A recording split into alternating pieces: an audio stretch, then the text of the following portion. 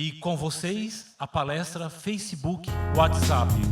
Políticas de conteúdo e contencioso eleitoral com Rebeca Garcia, gerente de políticas públicas do Facebook no Brasil, e Daniele Di Marco, gerente de contencioso civil e eleitoral do Facebook no Brasil, com a coordenação do juiz da corte, Celso Kipper. Bom dia a todos. Gostaria de dar as boas-vindas. Primeira vez que eu participo aqui do evento, começou ontem. Dar as boas-vindas para todos aqueles servidores que vieram do interior, viajaram aqui para participar do evento. E esse assunto tão importante, né, que nós continuaremos hoje, tratando do Facebook, tratando do WhatsApp, das políticas de conteúdo, né, da questão do contencioso civil e eleitoral. Né, é um assunto bastante palpitante. Mais próximo. Então, eu estava dizendo, né, um assunto bastante palpitante sobre a questão do WhatsApp, do Facebook, tanto da política de conteúdo, né, quanto do contencioso eleitoral e civil, que vão ser tratadas pelas palestrantes. Né. O assunto é extremamente importante, porque tem muito a ver com a democracia nas eleições, né, com o processo eleitoral, com o processo democrático, e também com as ferramentas práticas, né, que são utilizadas. Mas eu não vou perder muito tempo aqui.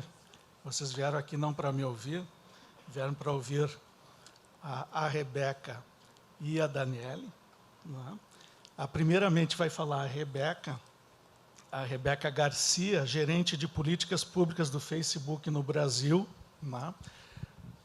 Estávamos conversando, né, carioca, mas mora em São Paulo já há algum tempo. Né. E depois falará a Daniele Di Marco, né, que é a gerente de contencioso civil e eleitoral do Facebook no Brasil. A Daniele estava me falando que é de São Paulo, né? De Santos? São Paulo, exatamente. Então, cada uma mais ou menos falará uma meia hora. Né? Vamos ser mais ou menos rigorosos no horário para possibilitar as perguntas, para pelo menos um espaço para as perguntas e as respostas. Então, desde já, quer dizer, não sem antes também, eu gostaria particularmente de agradecer o convite que me foi feito para coordenar pelo TIGI. Todos sabem quem é o TIGI, né? Que é o coordenador do evento, que é o juiz da corte. Não sei se chegou ainda. O Wilson Pereira Júnior. Né? Gostaria de agradecer pelo convite, que não foi propriamente um convite, foi basicamente uma convocação, né? Mas, de qualquer maneira, para um assunto tão importante, palpitante, que para todos nós é essencial. Então, desde logo, eu passo a palavra para Rebeca Garcia para falar por mais ou menos meia hora. Obrigada. Bom dia a todos e todas. É uma honra enorme estar aqui hoje. Eu queria, aliás, aproveitar e cumprimentar os meus colegas de painel aqui, o desembargador Celso Kipper, a Daniele, minha colega, que vai falar aqui na sequência. Queria agradecer muito, vocês aqui já desde manhã tão cedo, o auditório lotado aqui. Realmente é uma honra estar aqui. E queria agradecer principalmente o convite na pessoa do Ayrton de Mendonça, enfim, e em nome do TRE de Santa Catarina. Para a gente, de fato, não só uma honra, mas é importante estar aqui estabelecendo esse tipo de diálogo na preparação para as eleições de 2020. E, além disso, é sempre um prazer visitar Florianópolis, Santa Catarina, embora eu quase normalmente não tenha tempo de aproveitar mesmo essa cidade tão acolhedora, mas é um prazer estar aqui hoje. Aqui é só para apresentar, e depois eu vou ficar ali em pé para facilitar, acho, que vocês me vejam, mas só para apresentar um pouco o sumário, digamos assim, a agenda do que a gente vai abordar aqui hoje. Como diz o título da nossa palestra, do nosso painel, a gente vai tratar de dois grandes blocos. Eu, particularmente, vou tratar desse primeiro grande bloco, que é políticas de conteúdo. E aqui eu até já peço licença aos senhores e senhoras para focar principalmente no Facebook, que é a rede social e o foco da nossa área de atuação, mas já queria, desde já, me colocar à disposição para responder perguntas e comentários também relacionados ao WhatsApp. E, dentro de políticas de conteúdo, eu basicamente vou falar e apresentar, né, o que a gente chama de padrões da comunidade, vou falar um pouquinho da implementação dessas políticas, né, desses padrões que governam, digamos assim, o conteúdo no Facebook, e vou falar um pouquinho, né, claro, a gente está aqui no contexto de preparação para as eleições de 2020, vou falar um pouco de todo o trabalho, né, toda a preparação que o Facebook vem fazendo para garantir a integridade das eleições nas nossas plataformas. Bom dia a todos e a todas. Meu nome é Daniele. Só gostaria de novo agradecer pelo convite. É uma alegria muito grande participar de eventos como esse de hoje. Essa é a minha primeira vez em Florianópolis. Já gostei bastante. Estou um pouco arrependida que eu não vou estender a viagem para o final de semana. Então, eu aguardo novos convites para voltar. Depois da Rebeca, eu vou conversar um pouco sobre o contencioso eleitoral, o contexto da participação do Facebook no contencioso eleitoral, passando sobre a nossa experiência de 2018 e o que a gente vem fazendo na preparação para 2020. Obrigada, Dani. Bom, então, passando já para esse primeiro grande bloco, né, eu queria falar um pouquinho sobre políticas de conteúdo, né? O que a gente fala quando fala política de conteúdo, principalmente do lado do Facebook, né, que é uma plataforma global, é uma comunidade já com mais de 2 bilhões de usuários no mundo inteiro. A gente tem uma plataforma que tem por missão dar voz às pessoas, então é uma plataforma onde as pessoas expressam as suas opiniões, a sua voz, onde elas se conectam com familiares, com seus amigos, com seus interesses, e onde elas cada vez mais, a Dani provavelmente vai falar também um pouco mais disso, também se expressam com relação ao processo democrático e eleitoral. Então, dentro dessa grande comunidade, né, o Facebook construiu, e aqui realmente é uma construção, e não só uma construção da cartola do Facebook, é uma construção que envolve consulta a especialistas no mundo inteiro, envolve feedback da comunidade, então construiu políticas de conteúdo, e a gente aqui fala principalmente dos padrões da comunidade, né, que nada mais são do que as regras, digamos assim, de convivência dessa grande comunidade global que é o Facebook. Então, a gente quer que as pessoas expressem a sua voz, né? A gente quer dar voz às pessoas, a gente quer prezar pela liberdade de expressão, mas, ao mesmo tempo, a gente não quer sacrificar com isso valores tão importantes como, por exemplo, segurança. Então, a gente quer garantir que as pessoas se sintam seguras, né, para expressar a sua voz, para se conectar com seus familiares, seus amigos, seus interesses, mas, ao mesmo tempo, a gente quer garantir que isso seja, de fato, de uma forma segura, e a gente quer, o tempo inteiro, evitar que as nossas plataformas sejam abusadas, né, sejam objeto de abuso para, por exemplo, tentar interferir na eleição, ou tentar suprimir uma voz, ou tentar atacar uma pessoa. Então, esses padrões da comunidade, né, essas grandes regras de conduta, que são, aliás, globais, valem para, de fato, essa comunidade global de mais de 2 bilhões de pessoas no mundo, mais de 134 milhões no Brasil, elas trazem, de uma forma bem detalhada, bem clara, com exemplos, inclusive, mas ela detalha, aqui são só alguns exemplos, o que é e o que não é permitido no Facebook. E aqui eu estou falando, né, de novo, das políticas da plataforma, né, isso sem prejuízo, claro, das leis locais de cada país. O Facebook cumpre, né, as leis locais e cumpre as ordens judiciais que recebe, mas, em paralelo, a gente tem também essas normas de convivência, digamos assim, que proíbem, por exemplo, o uso de contas falsas, ou proíbem discurso de ódio, proíbem spam, bullying, uma série de condutas, né, que são só alguns exemplos, mas que eu queria aproveitar para ilustrar. E ainda dentro dessas políticas, né, que são globais, e a gente sabe que em cada país há nuances, né, as interpretações variam um pouco, mas isso também é levado em consideração na implementação, eu vou falar um pouquinho disso. E eu queria destacar 2 políticas que são, na verdade, 2 tipos de conduta que são proibidos pelos padrões da comunidade e que são muito importantes no contexto de eleições, no contexto também de preocupação com a desinformação. Então, o primeiro deles é o uso de contas falsas, e aqui acho que vale pontuar qual é a política do Facebook, especificamente. Isso varia de acordo com cada plataforma, enfim, outras que não são no grupo do Facebook, mas Facebook, Instagram, tem essa política de nome autêntico, né? Uma pessoa, para criar uma conta no Facebook ou no Instagram, tem que ser uma conta autêntica, não pode ser uma conta falsa. Isso não significa que a gente exija um nome civil, né? A gente exige um nome autêntico, o nome pelo qual a pessoa é conhecida na sua comunidade. E isso é, felizmente, muito em linha, inclusive, com a postura que a Justiça Eleitoral vem adotando, né, de permitir, por exemplo, o uso do nome social no título de eleitor. E a gente tem notado que a atuação do Facebook para remover essas contas falsas, para identificar e para remover esse tipo de violação, tem sido muito eficiente, porque, normalmente, o uso de contas falsas está associado à desinformação. Então, é comum que, por trás, né, de uma conta que é criada, de uma conta que não é autêntica, é comum que o propósito disso seja, normalmente, a disseminação de desinformação. Então, quando a gente atua sobre esse tipo de conteúdo, a gente está atuando também na prática de uma maneira bastante eficaz com relação à desinformação de uma maneira geral. Eu vou falar um pouco mais adiante sobre como a gente faz esse trabalho de detecção e de remoção, mas aqui eu já aproveito para passar por um segundo grande exemplo que eu queria destacar aqui nessa manhã, que é bem próprio do contexto eleitoral, que é o da supressão de votos.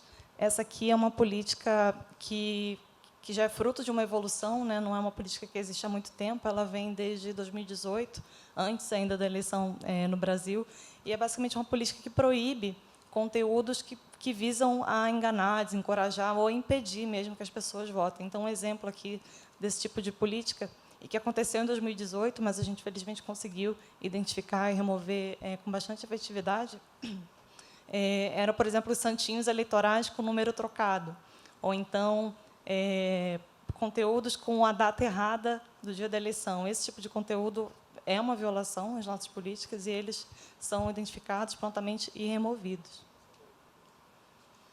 Aqui, só para ilustrar, né, isso é uma imagem de 2018, na época das eleições do Brasil, um pouquinho já na fase de campanha, já mais próximo do dia do pleito, de um centro de operações que foi montado, isso aqui é na Califórnia, mas tem pessoas conectadas com times no Brasil, no mundo inteiro, pessoas de mais de 40 times diferentes, então, engenheiros, cientistas de dados, advogados, políticas públicas, que é o meu time, uma série de times trabalhando ali contra o tempo, uma operação intensificada para identificar e remover violações às nossas políticas, principalmente contas falsas e supressão de votos.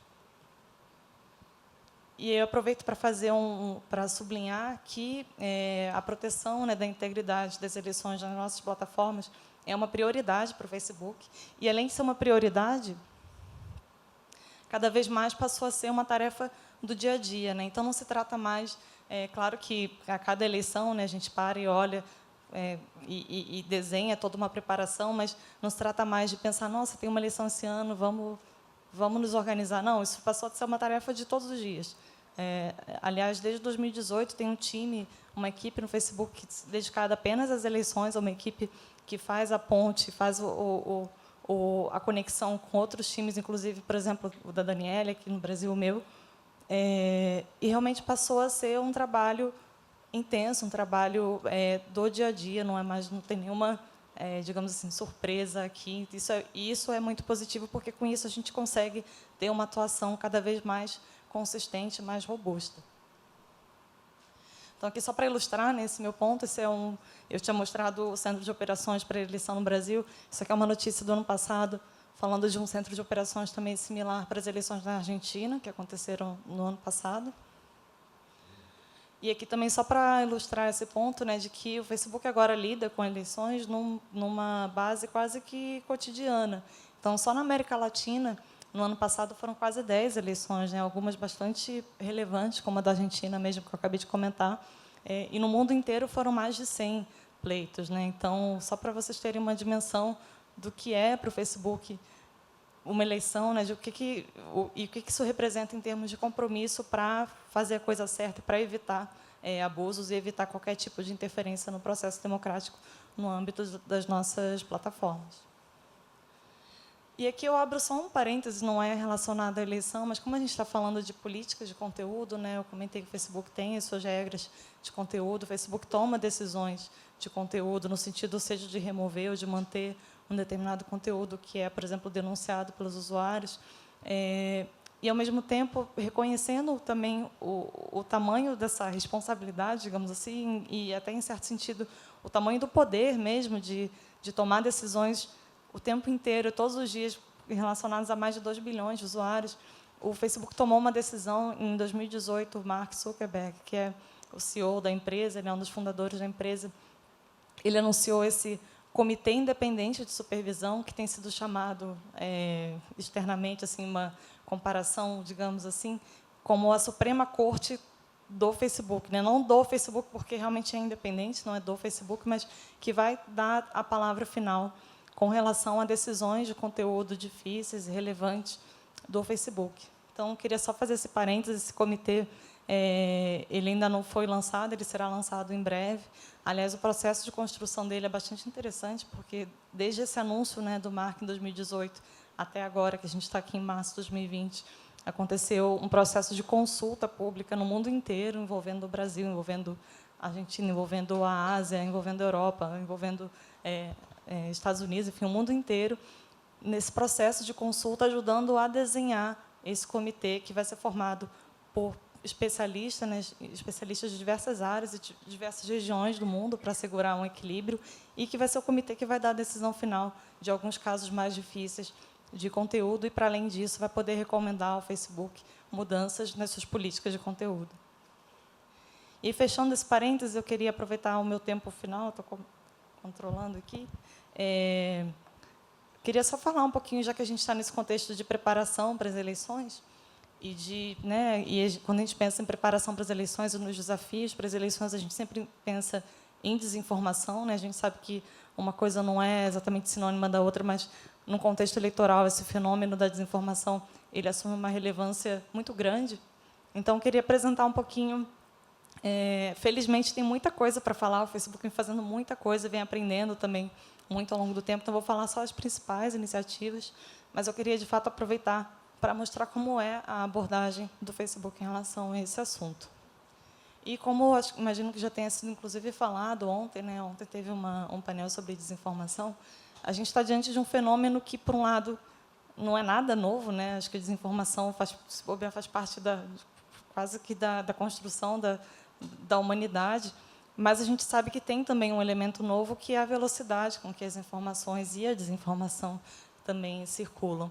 Então, diante desse fenômeno, dessa complexidade, e diante do fato de que, infelizmente, não é um fenômeno próprio de um ator, não é só o governo, não é só a indústria, não é só a academia que vai conseguir resolver, né? Eu acho que ele exige uma abordagem de diversos atores, exige uma abordagem que o Facebook tem adotado, que é uma abordagem múltipla. Então, basicamente, né, se tivesse que resumir aqui, o que o Facebook faz para combater, evitar a disseminação de desinformação nas suas plataformas?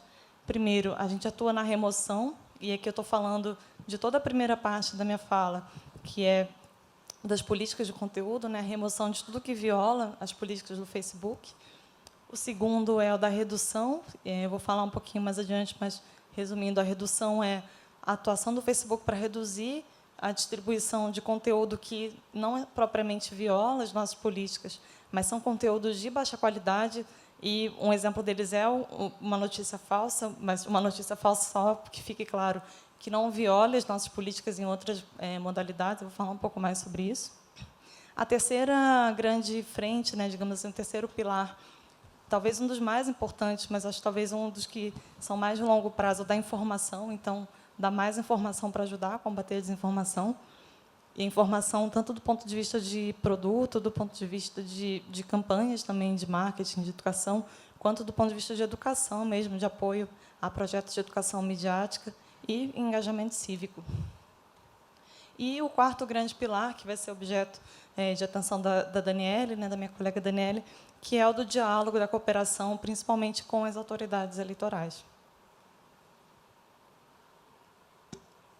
Então, aqui, quando eu falo em remoção, né, tudo que eu comentei, aqueles exemplos de políticas de condutas que são proibidas pelos nossos padrões de comunidade, o Facebook tem atuado cada vez mais, e, para isso, tem investido muito em pessoas e em tecnologia para detectar e para remover o mais rapidamente possível esse tipo de violação. Então, só para vocês terem uma dimensão, hoje já são mais de 35 mil pessoas no mundo inteiro que atuam nessa área de segurança e integridade, pessoas no mundo inteiro, pessoas que trabalham 24 horas por dia, 7 dias por semana. E tecnologia, que é a gente é uma empresa de tecnologia, então, felizmente, a gente tem avançado bastante, mas queria também pontuar, infelizmente, não tem ainda uma tecnologia mágica, né, um botão, um filtro mágico que a gente consiga apertar e acabar com a desinformação. Mas a tecnologia é uma aliada, a gente tem evoluído muito. E aqui, eu não sei se está para enxergar, mas eu queria só ilustrar o exemplo de contas falsas que eu falei, e só para vocês terem uma ideia da evolução, né, da detecção e da atuação do Facebook nesse tipo de violação. Então, aqui é um extrato do nosso relatório de transparência da aplicação dos padrões da comunidade. E só para vocês terem ideia, a gente foi de 694 milhões de contas falsas removidas para mais de 2 bilhões de contas falsas removidas, mais de 99,8% removidas praticamente imediatamente, antes mesmo que essas contas chegassem a ficar ativas na plataforma. Isso significa, por um lado, né, a gente sabe que as tentativas de abuso também vão se sofisticando, né, também vão se intensificando, mas significa que a gente está muito melhor, muito mais capacitado para usar a tecnologia e identificar esse tipo de violação. E aqui, principalmente, a gente consegue ter a tecnologia a nosso favor para identificar, principalmente, comportamentos que não são compatíveis com o comportamento humano e remover contas falsas. Aqui na redução, né, como eu falei, a gente não propriamente remove, mas reduz o alcance de conteúdo que é de baixa qualidade, principalmente notícia falsa que não viola as nossas políticas, embora muitas vezes a desinformação está associada a algum tipo de violação das nossas políticas, como o uso de contas falsas ou mesmo discurso de ódio. E aqui, para continuar atuando e tentar ser o mais efetivo possível, a gente fez uma parceria com diversas agências de checagem independentes no mundo, aqui no Brasil são 4, para que as agências de checagem façam a checagem, né, dos conteúdos que são sinalizados como falsos. Então, como funciona? O Facebook sinaliza para as agências, olha, essa lista de conteúdos aqui, de links, foi classificada como potencialmente falsa. Você, agência independente de checagem, você faz a checagem, eles fazem, eles escolhem o que checar, quando checar, estão, de fato, independentes. E o resultado dessa checagem, uma vez feita a checagem, uma vez considerado falso um determinado conteúdo, o que acontece? Isso já é até uma evolução, mas hoje, se um usuário ele tenta compartilhar, tenta postar um link que foi classificado como falso, ele é primeiro alertado, olha, esse conteúdo que você está tentando postar ele foi considerado falso, aqui o link da checagem. Mas, se você quiser, você consegue ainda assim publicar. Se a pessoa publica um conteúdo que foi classificado como falso, para quem estiver vendo esse conteúdo, é isso que vai aparecer, ou seja, de cara não vai ser possível ver o conteúdo, então vai ser, olha, essa informação é falsa, ela foi checada, está aqui o link da checagem, veja por quê. Mas, se a pessoa quiser, ela consegue ainda assim ver o conteúdo. Então, aqui tem um componente que é de checagem, um componente também de informação, de mostrar por que aquele conteúdo foi classificado como falso. Aqui são 2 exemplos básicos, só para ilustrar, né? São exemplos de checagem feitas por agências independentes nesse programa. E, na prática, né, para além daquele aviso de informação, o Facebook reduz a distribuição desse conteúdo no feed de notícias.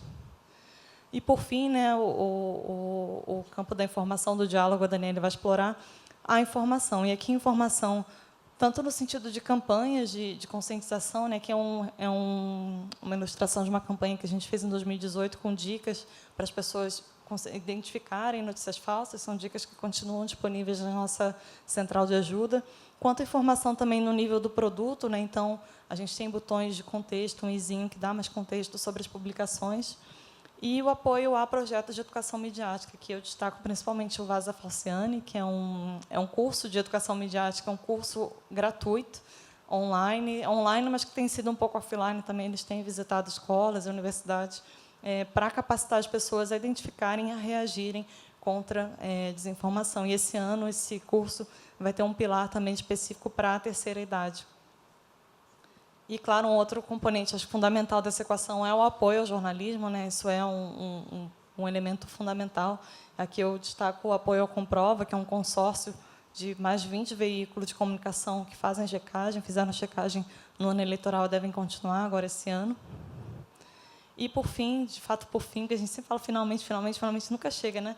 Mas a informação também do ponto de vista de informação cívica, de participação cívica. Então, aqui são exemplos do ano passado, de eleições que aconteceram mais recentemente, né, na América Latina, avisos que apareceram para os usuários do Facebook para lembrar do dia da votação, lembrar, e aí com o link, né, onde votar, veja como votar, o que precisa levar para votar. Isso a gente fez também no Brasil em 2018, a gente espera que vai fazer iniciativas semelhantes também esse ano.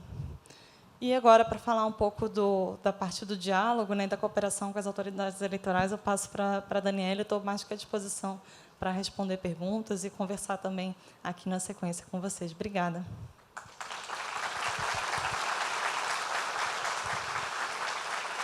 Obrigada, Rebeca. Opa, deixa eu pegar aqui.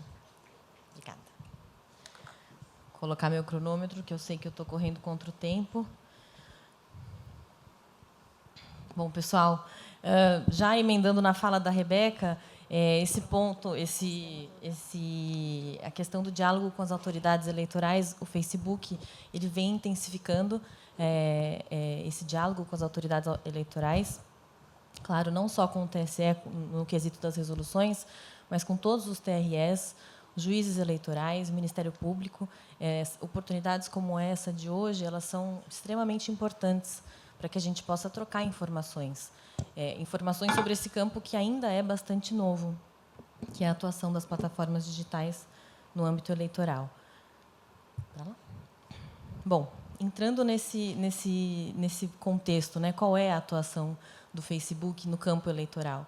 Eu me lembro que a primeira vez que eu comecei, eu atuava no contencioso civil antes, somente, e a primeira vez que eu comecei a atuar no contencioso digital e me disseram isso, trabalhar com questões de Facebook e eleições. Eu lembro que, naquele momento, eu fingi normalidade, né? Você está na entrevista, você fala, puxa, claro, é Facebook e eleições. Eu não entendi o que aquilo queria dizer. Não foi natural, intuitivo, como é hoje a participação do Facebook no processo eleitoral. E aí, nesse ponto, é importante dizer que o aumento da participação do debate político dentro da plataforma, o uso disseminado da tecnologia para o debate político, a gente sabe que isso também gera um nível muito alto de desafio no contencioso eleitoral. Nós estamos atentos a isso e sabemos que a Justiça Eleitoral também está atenta. Esse slide é para demonstrar desde quando nós participamos do procedimento eleitoral com a Justiça Eleitoral. Então, desde 2012, o Facebook Brasil recebe ordens da Justiça Eleitoral. Nós dizemos que nós somos o jurisdicionado atípico mais frequente da Justiça Eleitoral. Atípico porque o Facebook é neutro, ele não tem uma posição, não quer ser protagonista da discussão eleitoral. A intenção do Facebook com a Justiça Eleitoral é de cooperar. E é isso que nós procuramos fazer desde 2012.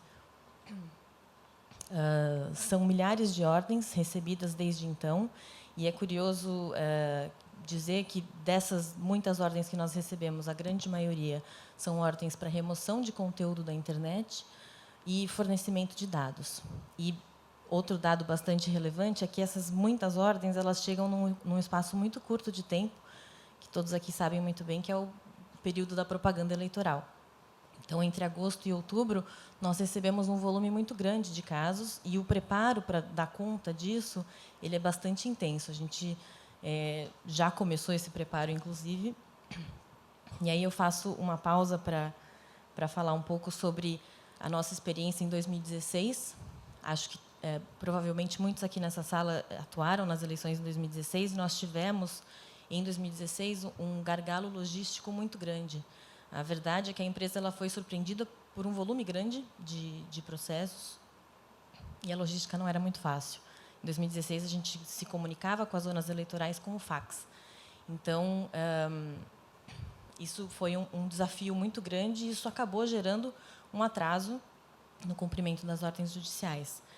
Em 2018, a gente conseguiu superar esse desafio logístico. Tivemos como aliado o processo eletrônico, que foi, acho que, uma melhora assim, sem precedentes, e também com as resoluções. As resoluções elas retrataram temas importantes para o contencioso eleitoral, das plataformas digitais e que não existiam por um motivo claro, que antigamente não era um problema para a Justiça Eleitoral a atuação de plataformas digitais. Então, esse cenário foi muito importante para a evolução da nossa atuação perto da Justiça Eleitoral em 2018. Como foi essa experiência em 2018? Como que a gente se preparou para isso? A primeira coisa, e o mais importante, acho que foi a nossa colaboração no debate público sobre as resoluções. Nós identificamos, desde 2012, alguns pontos importantes que se repetiam no dia a dia do contencioso eleitoral, que mereciam ser tratados pelas resoluções. Aqui eu vou pontuar 4 deles, rapidamente. Acho que o primeiro deles, mais importante, foi a questão da URL, como um requisito das ordens judiciais para a remoção de conteúdo na internet e para a identificação de usuários na internet. O segundo ponto foi regras claras para a identificação de usuários na internet, abordando questões como anonimato, que foram bastante polêmicas em 2016, inclusive. O prazo mínimo para o cumprimento de ordens judiciais foi uma inclusão importante também no período de 2018. E, por fim, a questão sobre o direito de resposta, que ele deve ser direcionado sempre ao ofensor e não às plataformas digitais. Então, esses 4 pontos que fizeram parte das nossas contribuições, e aí eu falo nossas, mas foi um esforço da indústria. Nós tivemos o privilégio de participar desse esforço, submetemos por escrito essas contribuições e elas foram acrescentadas nas resoluções e trouxeram esses pontos importantes que fazem a diferença no dia a dia do contencioso eleitoral. Eu trago aqui como exemplo o artigo da URL.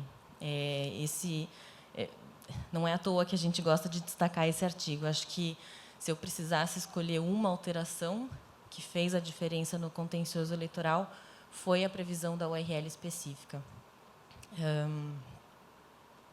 Essa alteração ela traçou um paralelo com o Marco Civil da Internet e ela caminhou junto com a jurisprudência que já reconhecia a URL como um requisito de validade dessas ordens.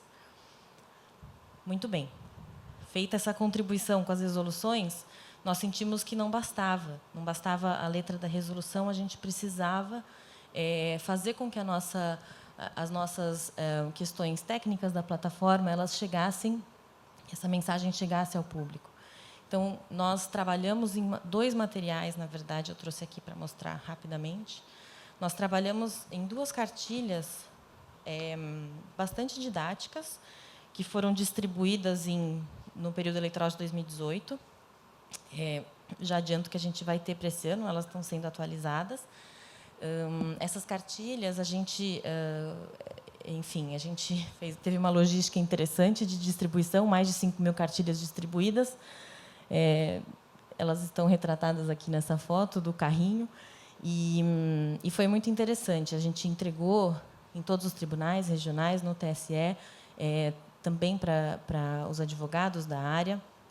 E, dentro da nossa atuação no contencioso, nós optamos por falar nessas cartilhas sobre os 2 pontos mais relevantes que mais surgiam, que é a questão da identificação de um usuário na internet, como que a gente identifica o usuário, então, abordando a questão, de novo, do anonimato na internet, né, desmistificar um pouco isso, de que o usuário na internet ele é identificável e como isso acontece.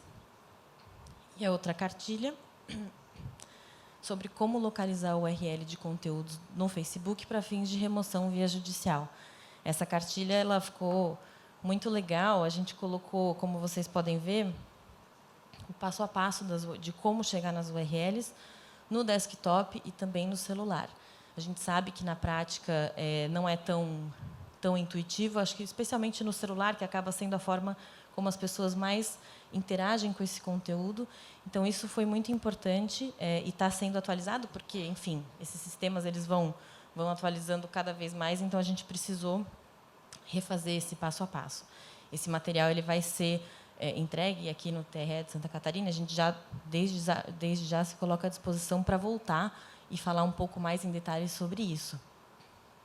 Um outro ponto que tem nessa cartilha, que também é muito legal, é uma explicação sobre as formas de interação dentro do Facebook. Então, a gente sabe que existe ainda bastante dúvida sobre o que é um perfil, o que faz um perfil dentro do Facebook, qual é a diferença entre um perfil e uma página. A gente sabe que isso surge bastante e faz bastante diferença no procedimento eleitoral.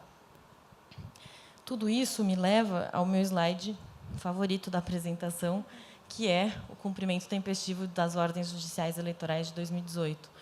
Nós tivemos, em 2018, um cenário muito eficaz dentro do contencioso eleitoral. A gente, como eu disse, a gente conseguiu superar o gargalo logístico de um volume muito alto de processos num curto espaço de tempo. Claro, o processo eletrônico foi um grande avanço, mas a gente atribui isso também à letra das resoluções. Então, aquilo que era cumprível dentro dos limites técnicos do Facebook foi cumprido tempestivamente. E aí o dado mais legal de todos é que 100% das ordens judiciais elas tinham as URLs específicas daquele conteúdo que estava sendo combatido. Então, da propaganda eleitoral irregular que a ordem determinava a remoção, ou daquele usuário que a parte pretendia a identificação. Então, esse foi o nosso cenário em 2018. Claro que a gente só conseguiu isso com uma equipe dedicada ao contencioso eleitoral. Nós temos uma foto aqui do nosso primeiro treinamento dessa equipe, em 2018, e nós estamos aqui com o nosso advogado Celso, que não me deixa mentir. Nós tivemos 80 advogados externos, mais de 80, na verdade, profissionais externos dedicados. Isso eu estou falando de fora mesmo, a Rebeca já falou que internamente são vários times dedicados às eleições no Brasil. E para esse ano, eu estou de em intrusa 2020, ali na foto, né, Dani? a gente está aqui na frente. Não foi proposital, né, Rebeca? Eu sou intrusa porque eu sou de políticas públicas, mas eu estou ali no. Mas ajudou no treinamento, poxa vida. Junto. Tinha que estar na foto. Para esse ano, a gente vai ter uma equipe de mais de 100 advogados externos. É muito bacana a evolução que teve isso dentro do escritório. Acho que, no começo, as pessoas se assustavam em trabalhar com contencioso eleitoral. Puxa, prazo de domingo, feriado, não tem feriado no segundo semestre inteiro, praticamente, né? Era uma coisa um pouco... A pessoa queria distância. E esse trabalho ele ficou muito legal. Agora tem uma certa disputa para participar, porque a gente brinca que falta um parafuso, mas o pessoal adorou. A gente ficou assim uma turma muito animada com o projeto. E aí eu chego na preparação e nos desafios para 2020. Eu acho interessante quando eu falo que a gente trabalha com contencioso eleitoral e as pessoas intuitivamente pensam, cada 2 anos. Então, já tem um ano aí, parece que é de férias, né? No meio. Não é bem assim. A gente sabe que o trabalho das eleições ele começa assim que a eleição termina. Então, tem todos os procedimentos em andamento. Nós lidamos no contencioso todos os processos ainda sem julgamento. Tem a fase da prestação de contas e, acima de tudo, tem o preparo para o ano seguinte das resoluções. E foi isso que a gente fez em 2019. A gente contribuiu no debate público para as resoluções. E agora o nosso desafio é entender e se adaptar a essas novas resoluções. É importante lembrar, a norma eleitoral ela muda a cada ciclo eleitoral e isso traz para a gente também desafios de ajuste, não só para nós das plataformas digitais, mas para todo mundo que atua dentro da justiça eleitoral. Felizmente, para esse ano, as resoluções elas retratam aqueles pontos importantes que nós pontuamos sobre 2018. E aqui, de novo, eu trago o exemplo do artigo da URL. Ela é mantida como um requisito, né, para as ordens judiciais que determinam a remoção de conteúdo na internet. E a resolução ela ampliou a linguagem. Ela coloca a URI e a URN também como identificadores de conteúdo na internet. E aqui eu só faço uma pontuação importante, que para o Facebook e para o Instagram também, acabei não falando isso no início, mas a gente atua nessas duas frentes, basicamente, com processos eleitorais de Facebook e Instagram. Para essas duas plataformas, a forma de identificação ela continua sendo a URL. E, como vocês vão ter a oportunidade de ver na cartilha, chegar na URL é muito simples, basta saber o passo a passo. E a gente está confiante que esse ano isso vai ser, de novo, bem utilizado por todos que atuam na Justiça Eleitoral. A gente sabe que a logística do contencioso eleitoral nas eleições locais é um desafio. Então, nós temos mais de 3.000 zonas eleitorais. Então, quando a gente compara com 2018, o diálogo com mais juízos eleitorais ele dificulta bastante a logística do contencioso, mas estamos esperançosos com a questão do processo eletrônico. Acho que isso vai ser um avanço bem grande com relação a 2016 e fica como, enfim, um desafio que a gente está ansioso para ver como é que vai ser e superar. Também esperamos um potencial um aumento no número de ações. Acho que isso decorrente do número alto de candidatos. A gente tem um número mais ou menos de aproximadamente 500 mil candidatos, que foi em 2016. Esse ano tem um potencial de ser ainda maior. E a regionalização das discussões elas são potenciais causas de aumento no número de ações. E a prestação de contas de partidos e candidatos, que também é um desafio no contencioso. Na verdade, é um desafio muito novo, porque em 2018 foi a primeira vez que a propaganda eleitoral paga na internet ela foi permitida, e nós tivemos, na prestação de contas em 2018, alguns questionamentos bastante recorrentes. E, até por isso, a gente está trabalhando nessa cartilha que eu mostrei para vocês, em uma cartilha específica para este momento da prestação de contas, explicando, especialmente para os candidatos e as suas assessorias, sobre como funciona a contratação de anúncios dentro do Facebook.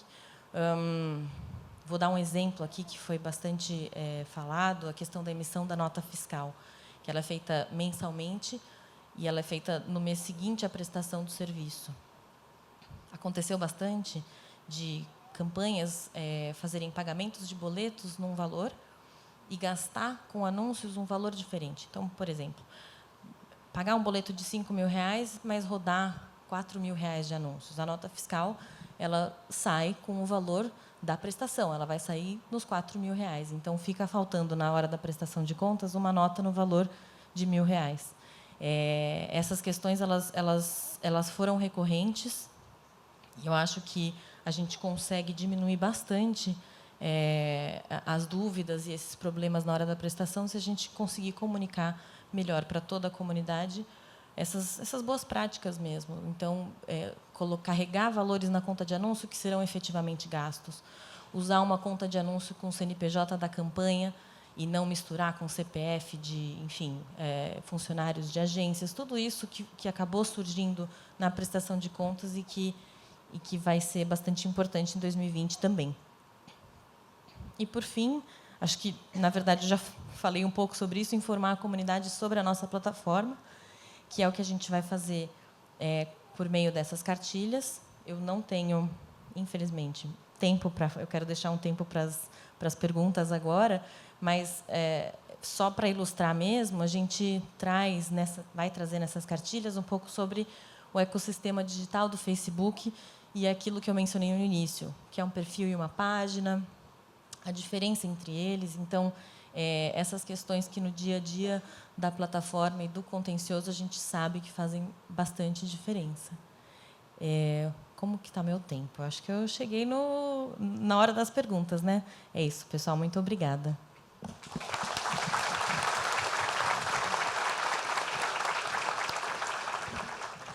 Pessoal, enquanto não vêm as perguntas, eu acho que vai ser... Tá. O que é? Já temos as perguntas? Quem vai fazê-las? Bom dia a todos. Aqui no final da sala, Oi. eu estou responsável por compilar as perguntas, tá? Então, vou passar. Primeiro, o Guilherme pergunta para a Rebeca. Com relação aos ataques à justiça eleitoral, que entre os candidatos já tem vários meios, seria possível realizar uma parceria com os TRS de forma que, no período eleitoral, houvesse um denunciador de publicações qualificado?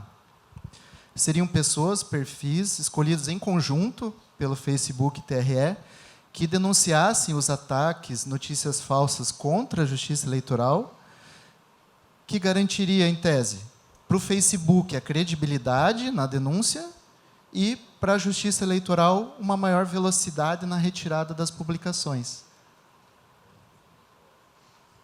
Então, uma sugestão e uma, né, enfim, para análise. Obrigada. Só uma dúvida, a gente vai respondendo a cada pergunta ou faz uma rodada de perguntas? Eu sugiro a cada pergunta, porque temos mais 4 e os temas são bem diversos. Tá bom. Bom, obrigada pela pergunta. Essa, de fato, é uma preocupação muito relevante, já foi uma preocupação importante em 2018 e esse ano talvez ainda mais intensificada. A gente ainda não tem definido, mas esse tipo de opção, esse tipo de sugestão está na mesa para consideração. A gente tem conversado, de fato, com o TSE, com a Justiça Eleitoral, e é uma possibilidade de tentar, pelo menos, estar mais próximo para reagir mais rapidamente a esse tipo de conteúdo. Aliás, eu agradeço de novo a sugestão, e por isso é importante também a gente estar aqui hoje, estar em eventos como esse, tendo diálogos como esse, porque depois a gente leva para casa, né, digamos assim, essas sugestões e essas também, eventualmente, as dúvidas, para que a gente consiga, né, avaliar, debater, eventualmente implementar eventuais mudanças a tempo do pleito. Então, essa é uma possibilidade em consideração. A gente está ciente desse desafio, né, dessas preocupações que a Justiça Eleitoral tem, não só em relação a ataques à Justiça Eleitoral, mas ao processo eleitoral também, né? Então, com relação, por exemplo, às urnas, que a gente sabe que também é uma questão, a gente está... Eu sei que eu não respondi, né, essa pergunta, mas é uma possibilidade na mesa e reforço o agradecimento pela sugestão que a gente vai levar internamente para ter uma definição muito em breve. Obrigada. Obrigado. A pergunta do Hugo, da assessoria dos juízes, é um pouco extensa, então é mais ou menos o seguinte. Sobre a remoção de conteúdos, pergunto se a unidade do Facebook responsável por essa tarefa tem em suas políticas de empresa preferências ou tendências ideológicas e, em caso positivo, se essas tendências, preferências, eventualmente podem interferir na decisão de remoção ou até mesmo da redução da distribuição do conteúdo. E mais, o Facebook procura se certificar quanto à neutralidade, se é que ela existe, das agências de checagem e se a empresa se preocupa com o fato de, eventualmente, as preferências ideológicas pessoais dos removedores de conteúdo interferirem nas eleições. Se precisar repetir... Não, eu captei, obrigada de novo pela pergunta, e é uma preocupação que a gente já ouviu também bastante no pleito anterior, com relação à neutralidade, né, nessa atuação tanto de remoção, e aí só um parênteses aqui, e peço desculpa se eu não tivesse sido muito clara na minha fala corrida, mas quando a gente fala das agências de checagem, a gente está no segundo campo, que é o da redução, a gente não está falando de remoção. Então, só para deixar claro que essa parceria com as agências de checagem não é que as agências vão checar e o conteúdo vai ser removido, mas, respondendo à pergunta, sim, existe uma preocupação em garantir, de fato, que a plataforma seja neutra, mas, ao mesmo tempo, implementando essas políticas. E como que isso é feito, né? Do lado da remoção, e aqui eu não estou falando das agências de checagem, falando dos revisores de conteúdo do Facebook, daquelas milhares de pessoas que trabalham na área de segurança e de integridade, a gente tem uma série de controles internos, né? Tem controles de processos, de revisão, eventualmente de revisões. São decisões de conteúdo que são tomadas estritamente à luz das políticas de conteúdo, e, aliás, eu convido os senhores e senhoras a darem uma lida nos padrões de comunidade.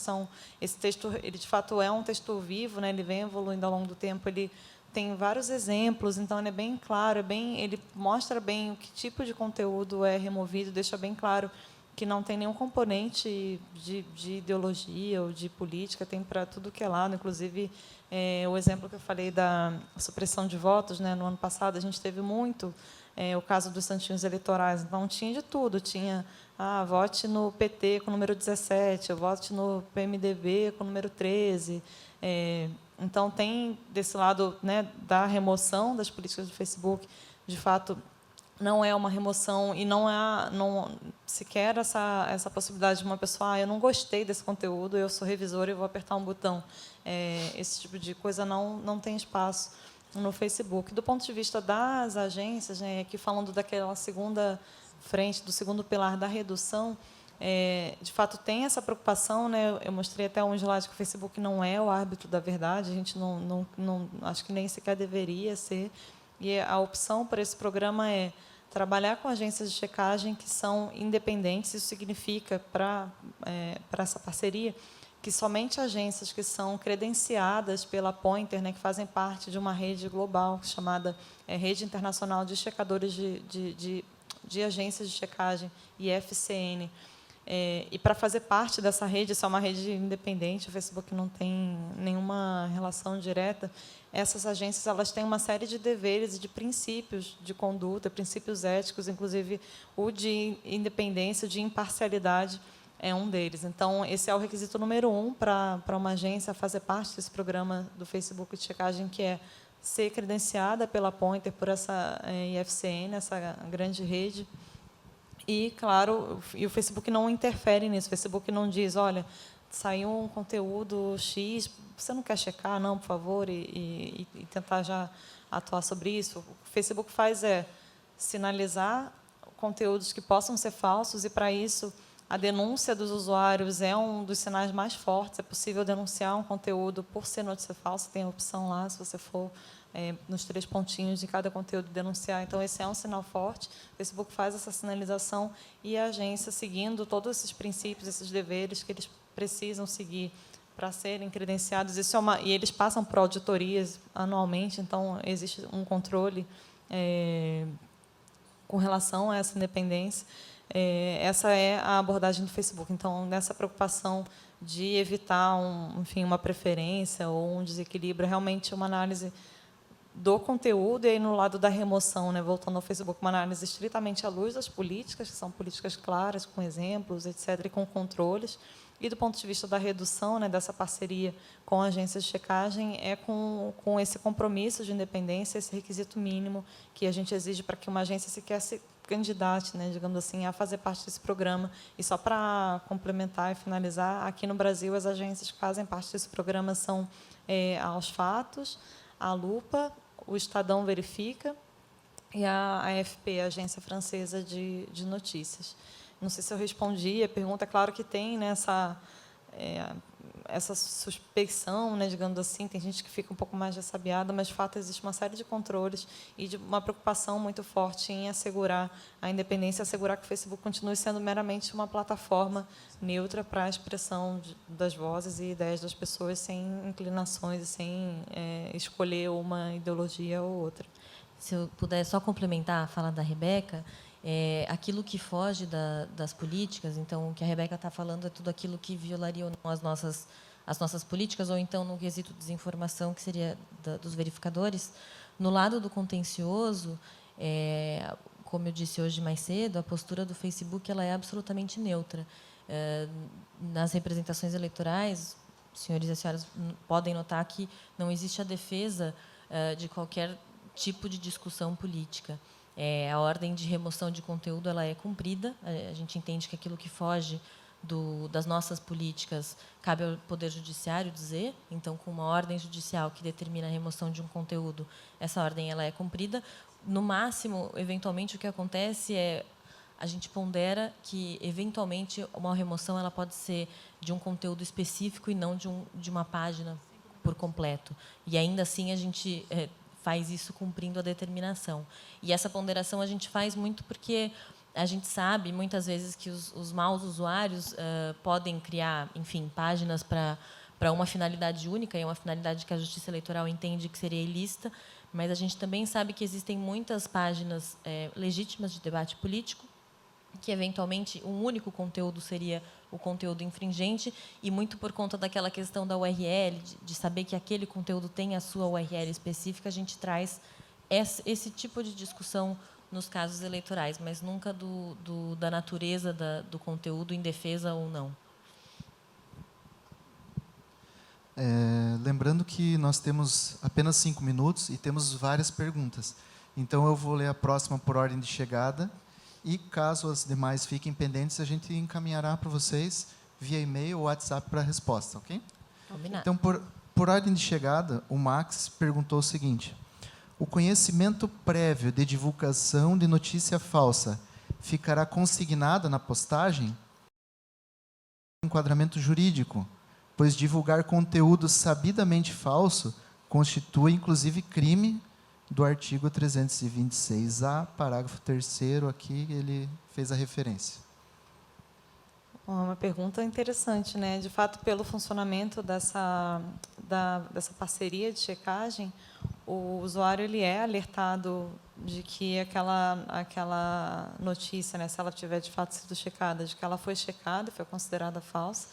E a gente ainda assim, como eu falei, né, ele tem a opção de checar a checagem, digamos assim, de verificar por que aquele conteúdo foi considerado falso. E essa é o comportamento mais desejado, mas ainda assim o usuário ele pode decidir publicar aquele conteúdo da mesma forma, mas eu acho que esse vai ser um juízo que vai caber à Justiça Eleitoral, mas eu queria só pontuar que há muitos casos em que as pessoas compartilham conteúdo que foi considerado falso, mas com finalidades legítimas. Por exemplo, para alertar, olha, gente, isso aqui foi checado, não caia nessa, ou isso aqui está circulando muito aqui nessa comunidade ou nessa região. Então, também só para reforçar o ponto de que nem todo compartilhamento de notícia falsa significa que tem uma pessoa ali com a intenção de enganar ou de interferir, enfim. E é por isso que o Facebook dá. A gente até fez uma mudança em como isso aparece para o usuário. Originalmente, quando esse programa de checagem começou, aparecia uma telinha que era publicar, ver a checagem, cancelar, e agora o que a gente fez foi tentar estimular, né, mais a opção por checar a checagem, que é dar essas opções, mas dar em destaque, olha, é falso, veja aqui por quê. Então, assim, entenda por quê.